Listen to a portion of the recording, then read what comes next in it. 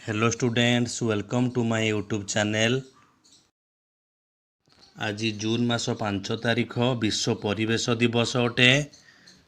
आज आम्भे माने परिवेश प्रदूषण और तहिर निराकरण रचनाटी आलोचना करिबा। यह परीक्षा निमंते बहुत उपयोगी अटे।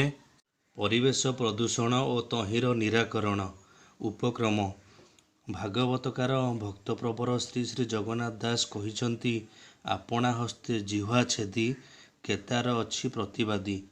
भगवतकार भक्तप्रवर श्री श्री जगन्नाथ दास पुणी मध्य कहिछंती, आपणा दोषे प्राणी मरे। वास्तव में आमे भारतवासी आपणा दोषरे आम परिवेश को प्रदूषित करी एबे आमे जीवन संकट रे पड़ जाइछु। परिवेश प्रदूषण हेतु आमे वर्तमान घोर संकटापन्न अवस्था रे रहिअछु। एकथा आम मूर्खपणिया हेतु आमे निजे जानि न पारिले मध्य बड़ बड़ वैज्ञानिक माने यह जानिपारी आम्भमानक उद्देश्य रे सावधान बाणी शुणैलेणी। सेमानकर ई सावधान बाणी प्रति आमे आम आलस्य लोभ मूर्खता हेतु कान देई नाहु।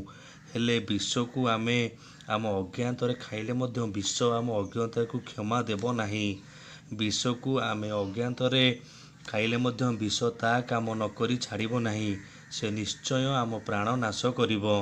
ठीक सेहीपरि परिवेश संबंध रे आम अज्ञता को प्रकृति जगत केबे हेले क्षमा देव नाही। तेणु आमे आम परिवेश संबंध रे सचेतन न हेले और परिवेश प्रदूषण को दूरीभूत न कले आमे समस्ते आम पिला कुटुंब और ओडिशा पड़िशा धरी अकाल प्राण त्याग करने सुनिश्चित अटे। आम परिवेश और यार गुरुत्व। आमे आम परिपार्श्व बा आम चारिपाख को आम परिवेश बोली कहूँ। आमर एही परिवेश आमे रहुतुबा घरर परिवेश, आमे रहुतुबा ग्रामर परिवेश और आमे रहुतुबा सहर और नगरर परिवेश को बुझाए। आमर एही परिवेश विशेष भाव में दूषित हेले आम परिवेश प्रदूषित हैला बोली आमे कही थाऊ। आम परिवेश दूषित हेले आमे नानादी रोग व्याधिर शिकार होई थाऊ। मात्र आम परिवेश जदि प्रदूषित हुए आम मानकर अचिरे नाश सुनिश्चित। तेणु परिवेश प्रदूषण और एही प्रदूषण निराकरण विषय रे आमठारे यथेष्ट ज्ञान रहिथिबा आवश्यक। ताहा हेले आमे आम परिवेश को प्रदूषित हेबाकू देबू नाही और आम परिवेश को सदा सर्वदा निर्मल रखिबाकू चेष्टा करिबू। परिवेश प्रदूषित हेबार कारण। घरे बा शालमानंकरे आमे जो जाळेनी जाळुछु सेतिरु धुआं बाहरी आम परिवेशर वायुमंडल को अंगारकाम्ल भरी दिए। आजिकाली सहर बजार तथा गाँ गहल बहु संख्यक motor cycle, motor car, motor बस और मोटर ट्रक चलिलाणी। ट्रेकर और माटाडोर मध्य असंख्य। एसबुरु बाहरुथुबा धुआं आम घरर और आम ग्राम बा सहरर परिवेश को अंगारकाम्ल भरी देई प्रदूषित करुअछि। ए धुआंर मारात्मकता प्रचंड। मोटर ट्रक पछपटू जो कला धुआं बाहरे से धुआं मध्य जदि केही 3 घंटा मात्र बुड़ी रहे तेबे तार मृत्यु सुनिश्चित बोली जना पड़िछि। लोके बीड़ी, सिगारेट, पिखा, चुरुट और चिलम गंजेई खाइबा फल सेगुड़िकरू बाहरुथुवा विषाक्त धुआं द्वारा आम परिवेश प्रदूषित हुए। सहर बजार रे थिबा बहु संख्यक होटेल, रेस्तरां आदि धुआं बाहरी आम सहर बा नगरर परिवेश को अंगारकाम्ल देई प्रदूषित करे। शिल्प सहर मानकरे थिबा कलकारखानारू बाहरुथुवा धुआं आम शिल्प नगरी और शिल्प सहर गुड़िकर वायुमंडल को अंगारक अम्ल रे भरी दिए।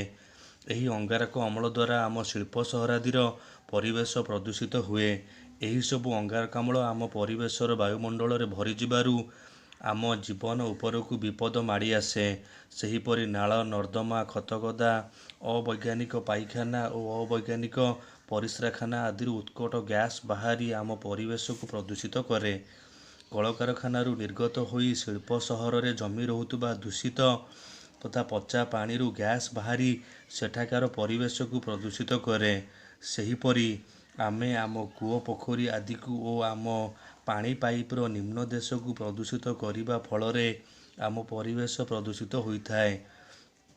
कलकारखानारू मैला जल सबू निर्गत होई दूर को बही आसे। सेही विषाक्त जल नई नाल रे मिसी जिबा द्वारा आमर जल परिवेश प्रदूषित हुए। ଆମ ଭାରତବର୍ଷରେ ଗଙ୍ଗା, ଯମୁନା, ଗୋଦାବରୀ ଓ ନର୍ମଦା ଆଦି ନଦୀ ସକଳ ଏହିଭଳି ଭାବରେ ପ୍ରଦୂଷିତ ହୋଇପଡ଼ିଛନ୍ତି। ଫଳରେ ଜନସାଧାରଣଙ୍କ ଜୀବନ ରକ୍ଷା ପାଇଁ ସେଗୁଡ଼ିକୁ ପ୍ରଦୂଷଣ ମୁକ୍ତ କରିବା ନିମିତ୍ତ କୋଟି କୋଟି ଟଙ୍କା ଆବଶ୍ୟକ ହେଉଛି ଓ ଆମ ଭାରତ ସରକାରଙ୍କୁ ଓ ପରୋକ୍ଷରେ ଭାରତର ଜନସାଧାରଣଙ୍କୁ ଏହି ବିପୁଳ ପରିମାଣର ବ୍ୟୟଭାର ବହନ କରିବାକୁ ପଡ଼ୁଛି। ପାରିବେଶିକ ପ୍ରଦୂଷଣର ନିରାକରଣ। ଆମ ଜୀବନ ରକ୍ଷା ପାଇଁ ବାୟୁମଣ୍ଡଳରେ ଯେଉଁ ଅମ୍ଳଜାନ ଦେଖାଦିଏ, ବୃକ୍ଷଲତାରୁ ହିଁ ସେହି ଅମ୍ଳଜାନର ଉଦ୍ଭବ। ବୃକ୍ଷ ବା ଗଛ ନିଜର ପତ୍ର ପ୍ରସାର ଦ୍ୱାରା ଅଙ୍ଗାରକାମ୍ଳକୁ ଶୋଷି ନେଇ ଅମ୍ଳଜାନ ଛାଡ଼ିଥାଏ। ଅଙ୍ଗାରକାମ୍ଳ ହେଉଛି ବୃକ୍ଷର ଖାଦ୍ୟ। ବୃକ୍ଷ ଅଙ୍ଗାରକାମ୍ଳକୁ ଗ୍ରହଣ କରିବା ଦ୍ୱାରା ଅଙ୍ଗାରକାମ୍ଳର ଧ୍ୱଂସ ଘଟେ। ବୃକ୍ଷ ଅଙ୍ଗାରକାମ୍ଳକୁ ନିଶ୍ଚିହ୍ନ କରେ ଓ ଅମ୍ଳଜାନ ତିଆରି କରି ବାୟୁମଣ୍ଡଳକୁ ଛାଡ଼ିଦିଏ। ତେଣୁ ପାରିବେଶିକ ପ୍ରଦୂଷଣକୁ ନିରାକୃତ କରିବା ପାଇଁ ଓ ଆମ୍ଭମାନଙ୍କ ଜୀବନ ରକ୍ଷୀ ଅମ୍ଳଜାନ ସବୁ ଯୋଗାଇବା ପାଇଁ ଆମ ପରିବେଶରେ ବହୁଳ ସଂଖ୍ୟାରେ ବୃକ୍ଷ ରହିଥିବା ଆବଶ୍ୟକ। ପୂର୍ବେ ଆମ ପରିବେଶରେ ବହୁଳ ସଂଖ୍ୟାରେ ବୃକ୍ଷମାନ ରହିଥିଲା। ଗାଁମାନଙ୍କରେ ମାଳ ମାଳ ତୋଟାମାନ ଭରି ରହିଥିଲା ଓ ଛୋଟ ଛୋଟ ବଣମାନ ମଧ୍ୟ ଗାଁକୁ ଘେରି ରହିଥିଲା। ଆମ ଦେଶରେ ମାଇଲ ମାଇଲ ବ୍ୟାପୀ ବିଶାଳ ଜଙ୍ଗଲମାନ ମଧ୍ୟ ରହିଥିଲା। କିନ୍ତୁ ଆମ ଲୋକେ ସେମାନଙ୍କର ମୂର୍ଖତା ଫଳରେ ଅବିଚାରିତ ଭାବରେ ଗଛ ସବୁ କାଟି ନେଇ ଆମ ତୋଟା, ବଣ ଓ ଜଙ୍ଗଲ ସବୁକୁ ମାରାତ୍ମକ ଭାବରେ ବୃକ୍ଷଶୂନ୍ୟ କରିଦେଇଛନ୍ତି। ତେଣୁ ବର୍ତ୍ତମାନ ଆମ ଜୀବନ ରକ୍ଷା ପାଇଁ ଆମ ପରିବେଶର ସୁରକ୍ଷା ସକାଶେ ଆମକୁ ଆମ ପରିବେଶରେ ଅସଂଖ୍ୟ ବୃକ୍ଷ ରୋପଣ କରିବାକୁ ପଡ଼ିବ। ଧୂମହୀନ ଜାଳେଣୀ ବ୍ୟବହାର କରିବାକୁ ପଡ଼ିବ। ଘରେ ଓ ବାହାରେ ବୈଜ୍ଞାନିକ ପଦ୍ଧତିରେ ନିର୍ମଳ ଶୌଚାଳୟମାନ ପ୍ରତିଷ୍ଠା କରିବାକୁ ପଡ଼ିବ। ନଳା ନର୍ଦ୍ଦମା ଓ ଆବର୍ଜନା ସ୍ଥଳୀଗୁଡ଼ିକୁ ବୈଜ୍ଞାନିକ ପ୍ରଣାଳୀରେ ବାଷ୍ପ ରହିତ କରିବାକୁ ପଡ଼ିବ। ପରିବେଶର ପରିଷ୍କାର ପରିଚ୍ଛନ୍ନତା ପ୍ରତି ବିଶେଷ ଦୃଷ୍ଟି ଦେବାକୁ ପଡ଼ିବ। ବିଶେଷତଃ ବନୀକରଣ ଓ ସାମାଜିକ ବନୀକରଣକୁ ସଘନ ଭାବରେ କାର୍ଯ୍ୟକାରୀ କରିବାକୁ ପଡ଼ିବ। ଗଛ କଟାକୁ ସମାଜ ବିରୋଧୀ ଅପରାଧ ରୂପେ ଗଣନା କରିବାକୁ ପଡ଼ିବ ଓ ଏଭଳି ଗଛ କଟାଳିକୁ ଦଣ୍ଡିତ କରିବାକୁ ପଡ଼ିବ। ଏପରିକି ତା ନିଜର ଗଛ ହୋଇଥିଲେ ମଧ୍ୟ। ଦେଶରେ ଏଭଳି ଆଇନ ନଥିଲେ ମଧ୍ୟ ସାମାଜିକ ସ୍ତରରେ ଥିବା ବହୁ ବ୍ୟବସ୍ଥା ଭଳି ଏହିପରି ଏକ ବ୍ୟବସ୍ଥା କରିବାକୁ ପଡ଼ିବ। ଏଥିପାଇଁ ଆମ ଦେଶର ସମାଜପତିମାନଙ୍କର ଗୁରୁ ଦାୟିତ୍ୱ ରହିଛି ଓ ସେମାନେ ଏ ଦିଗରେ ତତ୍ପର ହେବା ଏକାନ୍ତ ଆବଶ୍ୟକ।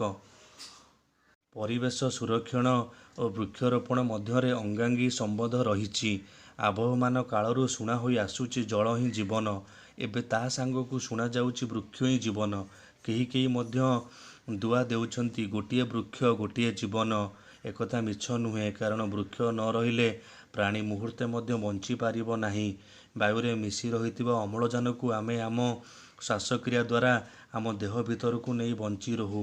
ଏହି ଅମ୍ଳଜାନକୁ ବୃକ୍ଷ ହିଁ ତିଆରି କରେ ଓ ଆମମାନଙ୍କ ପାଇଁ ବାୟୁମଣ୍ଡଳକୁ ଛାଡ଼ିଦିଏ। ଆମ୍ଭମାନଙ୍କ ପ୍ରାଣନାଶକାରୀ ଅଙ୍ଗାରକାମ୍ଳକୁ ବୃକ୍ଷ ଟାଣି ନେଇ ନିଜର ଖାଦ୍ୟରେ ପରିଣତ କରେ ଓ ନିଜର ସବୁଜ ପତ୍ରର ସାର ଦ୍ୱାରା ଅମ୍ଳଜାନ ତିଆରି କରେ। ତେଣୁ ବୃକ୍ଷ ହିଁ ଜୀବନ କହିବା ଆଦୌ ଅସମୀଚୀନ ନୁହେଁ। ଏହା ସମ୍ପୂର୍ଣ୍ଣ ସମୀଚୀନ ଓ ଯଥାର୍ଥ। ବୃକ୍ଷ ଆମ୍ଭମାନଙ୍କୁ ଅମ୍ଳଜାନ ଯୋଗାଇ ଓ ଆମ୍ଭମାନଙ୍କ ପାରିବେଶିକ ପ୍ରଦୂଷଣକୁ ଦୂରୀଭୂତ କରି ଆମ୍ଭମାନଙ୍କ ଜୀବନ ରକ୍ଷା କରିଥାଏ। ବୃକ୍ଷର ବହୁବିଧ ଉପକାରିତା ରହିଛି। ତେବେ ବୃକ୍ଷର ସବୁଠାରୁ ବଡ଼ ଉପକାର ହେଉଛି 1 ନମ୍ବର ପାରିବେଶିକ ପ୍ରଦୂଷଣର ବିନାଶ ଓ 2 ନମ୍ବର ଅମ୍ଳଜାନ ଗଠନ ଓ ଯୋଗାଣ। କିନ୍ତୁ ମଣିଷ ତାର ଘୋର ମୂର୍ଖତା ଓ ଘୋର ସ୍ୱାର୍ଥାନ୍ଧତା ଫଳରେ ଗ୍ରାମ, ଦେଶ ତଥା ପୃଥିବୀର ବୃକ୍ଷ ସମ୍ପଦକୁ ବିନାଶ କରି ନିଜ ବିନାଶର ପଥକୁ ପରିଷ୍କାର କରିଦେଇଛି। ଏଥିରେ ମଣିଷ ଏବେ କିପରି ବଞ୍ଚିବ, ତାହା ଏକ ମହା ସମସ୍ୟା ରୂପେ ମୁଣ୍ଡ ଟେକି ଛିଡ଼ା ହୋଇଛି। ମଣିଷ ଓ ପ୍ରାଣୀଜଗତ ବଞ୍ଚି ରହିବାକୁ ହେଲେ ବହୁ ସଂଖ୍ୟକ ବୃକ୍ଷ ବଞ୍ଚି ରହିବା ଆବଶ୍ୟକ। ତେଣୁ ଏବେ ବନୀକରଣ ଓ ସାମାଜିକ ବନୀକରଣ ଏକାନ୍ତ ଆବଶ୍ୟକ ହୋଇପଡ଼ିଛି। ଏଥିପାଇଁ ପ୍ରତି ପରିବାର, ପ୍ରତି ଗ୍ରାମ, ପ୍ରତି ସହର, ପ୍ରତି ନଗର ଓ ପ୍ରତି ଦେଶରେ ବୃକ୍ଷରୋପଣ ଏକାନ୍ତ ଆବଶ୍ୟକ ହୋଇପଡ଼ିଛି। ପାରିବେଶିକ ପ୍ରଦୂଷଣର ନିରାକରଣ ପାଇଁ ବ୍ୟାପକ ଭାବରେ ବହୁଳ ବୃକ୍ଷରୋପଣ, ବର୍ଦ୍ଧନ ଓ ସଂରକ୍ଷଣ ହିଁ ସର୍ବପ୍ରଧାନ ଉପାୟ। ଧରିତ୍ରୀ ଦିବସ। ପରିବେଶ ପ୍ରଦୂଷଣ ଏବେ କେବଳ ଆମ ଗ୍ରାମ ସହର ବା ଦେଶର ସମସ୍ୟା ହୋଇନାହିଁ, ଏହା ବର୍ତ୍ତମାନ ଆମ୍ଭମାନଙ୍କ ସମେତ ସମଗ୍ର ବିଶ୍ୱର ସମସ୍ୟାରେ ପରିଣତ ହୋଇଅଛି। ପରିବେଶ ପ୍ରଦୂଷଣ ହେତୁ ବର୍ତ୍ତମାନ ସମଗ୍ର ମାନବ ଜାତି ବିପନ୍ନ ଅବସ୍ଥାରେ ରହିଅଛି। ସେଥିଯୋଗୁଁ ବିଶ୍ୱ ଜାତିସଂଘ ବା ୟୁଏନ୍ଓ ୟୁନାଇଟେଡ୍ ନେସନ୍ସ ଅର୍ଗାନାଇଜେସନ୍ ଏ ବିଷୟରେ ବିଶେଷ ତତ୍ପର ହୋଇ ଉଠିଛି ଓ ତାରି ନିର୍ଦ୍ଦେଶରେ ପୃଥିବୀର ସବୁ ଦେଶରେ ପ୍ରତିବର୍ଷ ଜୁନ୍ ମାସ 5 ତାରିଖକୁ ଧରିତ୍ରୀ ଦିବସ ବା ୱାର୍ଲଡ ଡେ ରୂପେ ପାଳନ କରାଯାଉଛି। ଧରିତ୍ରୀ ଦିବସ ବା ବିଶ୍ୱ ପରିବେଶ ଦିବସ ପାଳନ କରିବାର ଉଦ୍ଦେଶ୍ୟ ହେଉଛି ପରିବେଶ ପ୍ରଦୂଷଣର ଭୟଙ୍କରିତା ସମ୍ବନ୍ଧରେ ପ୍ରତ୍ୟେକ ଦେଶର ଜନସାଧାରଣଙ୍କୁ ସଚେତନ କରାଇବା ଓ ଏହି ପ୍ରଦୂଷଣର ଦୂରୀକରଣ ପାଇଁ ସର୍ବତ୍ର ଜନସହଯୋଗକୁ ଉତ୍ସାହିତ କରିବା। ସୁଖର କଥା, ପୃଥିବୀର କେତେକ ଧନଶାଳୀ ଦେଶର ଅଧିବାସୀମାନେ ସେମାନଙ୍କ ନିଜ ନିଜ ଦେଶର ପରିବେଶକୁ ପ୍ରଦୂଷିତ ନ କରିବା ପାଇଁ ସାହସିକ ପଦକ୍ଷେପମାନ ଗ୍ରହଣ କଲେଣି।